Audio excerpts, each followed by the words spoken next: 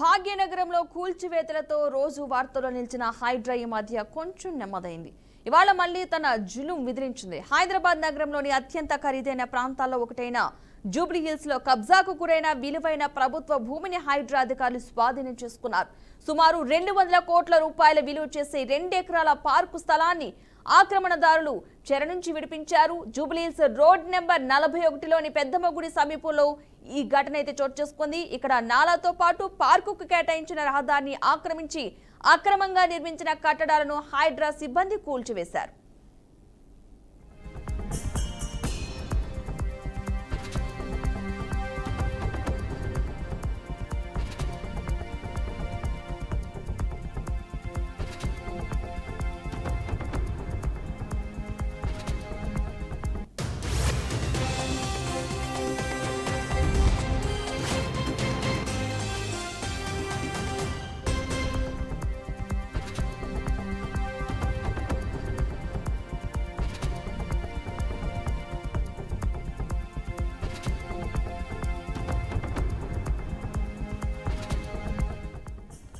ఒక వ్యక్తి ఇంటిని అద్దెకి తీసుకుని ఆ ఇంటి యజమానికి తెలియకుండానే చుట్టుపక్కల ఉన్న ప్రభుత్వ స్థలాన్ని ప్రజా అవసరాలకు ఉద్దేశించిన భూమిని కూడా కబ్జా చేశాడు.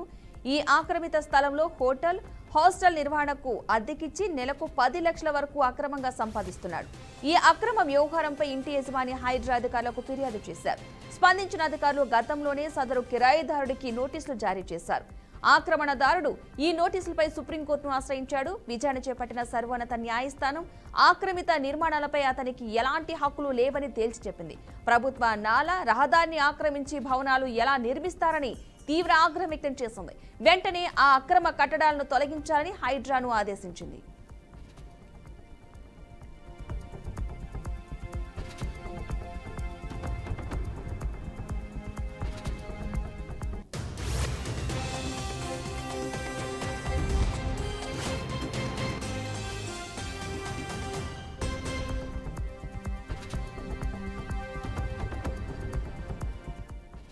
సుప్రీంకోర్టు ఆదేశాల మేరకు హైడ్రా అధికారులు రంగంలోకి దిగారు. భారీ బుల్డోజర్ల సహాయంతో అక్రమ నిర్మాణాలను నేలమట్టం చేశారు.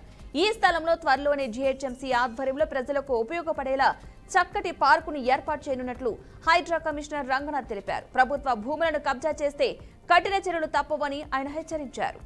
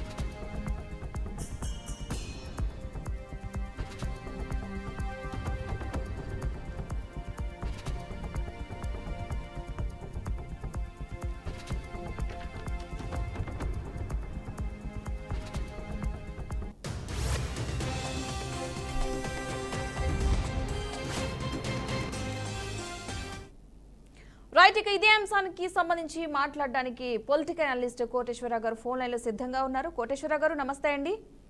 నమస్తే.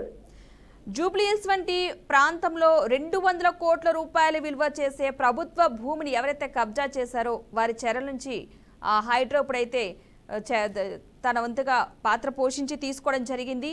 సో దీనిపై మీరేమంటారు? అది కోర్టు ఆదేశం మేరకు ఆ విధంగా చేసిందనేటువంటిది మనకి స్పష్టంగా కనిపిస్తా ఉంది.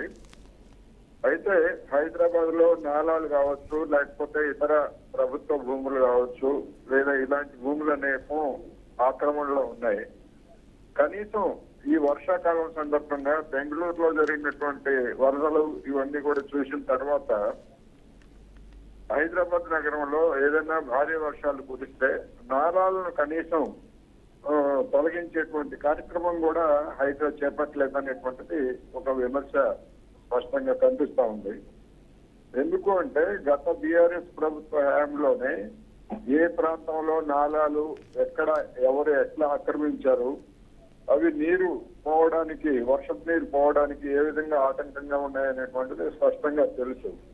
అయినప్పటికీ బెంగళూరు అనుభవం చూసిన తర్వాత అయినా కానీ హైదరాబాద్ లో ఉన్నటువంటి నాళాలు ఏవైతే గతంలో గుర్తించారో వాటిని అవసరమైతే కోర్టులో వేసి కేవియట్ వేసి దీని మీద ఎలాంటి స్టేలు ఇవ్వకుండా హైదరా గాని ప్రభుత్వం గాని చర్యలు తీసుకొని అటువంటి నాళాలు ఆక్రమణలు అన్నింటినీ కూడా తగ్గించాలనేది నేను ఈ సందర్భంగా చెప్పదలుచుకున్నాను. అంటే ఇప్పుడు కొంచెం ఇంకాస్త చర్యలు తీసుకుంటే బెటర్ అంటారా హైడ్రా? డెఫినెట్ గా. ఎందుకు అంటే హైడ్రాకి సంబంధించినటువంటి అధికారాలు అదేవిధంగా గతంలోనే ఆక్రమణలని రాష్ట్ర ప్రభుత్వం గుర్తించింది హైదరాబాద్ లో ఏ ప్రాంతంలో ఏ ఆక్రమణలు ఉన్నాయనేటువంటిది. అయితే వాటికి సంబంధించి వాటి జోలికి వెళ్ళేట్లయితే యజమానులు కోర్టులకు వెళ్లేటువంటి అవకాశం ఉంది కనుక అవసరమైతే ఆ జాబితాను కోర్టులకు సమర్పించి ఇదిగో ఇవన్నీ కూడా ఆక్రమణలు ఉన్నాయి, వీటి మీద మీరు స్టేలు ఇవ్వద్దని చెప్పేసి కేసు వేయడం ద్వారా రక్షణ పొందొచ్చు. రక్షణ పొంది అందులో ఏవి అత్యవసరంగా ఆటంకంగా ఉన్నాయి లేక స్పష్టంగా కనిపిస్తున్నాయో వాటన్నింటి మీద అవసరమైతే కోర్టు ప్రొసీడింగ్స్ ద్వారా త్వరగా మేరకు వాటన్నింటినీ కూడా కూల్చివేయడానికి, క్లియర్ చేయడానికి చర్యలు తీసుకోవాల్సినటువంటి అవసరం ఉంది.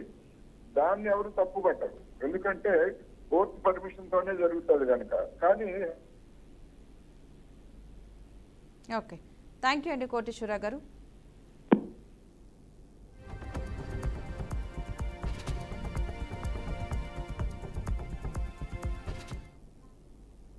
ఇకేవి bulletin updates, keep watching BRK news Telugu సత్తా.